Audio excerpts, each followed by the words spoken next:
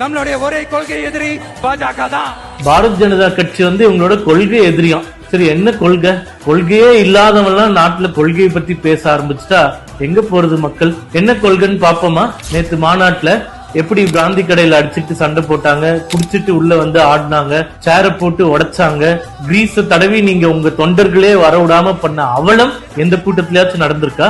இதே மதுரையில 2 மாசத்துக்கு முன்னாடி நீங்க சொன்னீங்களே ஆர்எஸ்எஸ் இந்து முன்னணி எல்லாம் சேர்ந்து ஒரு மாநாடு நடத்தினாங்க.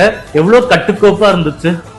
குழந்தைகளுக்கு பால் கொடுப்பதற்கு தனி அறை, முதியவர்கள் வந்தால் அழைத்து செல்வதற்கு வீல் சேரு, அவ்வளவு ஒரு கட்டுப்பாடு. ஒரு இடத்துல பிராந்தி பாட்டில பாத்தீங்களா? இந்து முன்னணியோட முருகர் மாநாட்டுல. 2வது முருகர் மாநாடு முடிஞ்சு உங்களுக்கு வந்த கூட்டத்தோட 5 மடங்கு அதிகமா வந்தாங்க.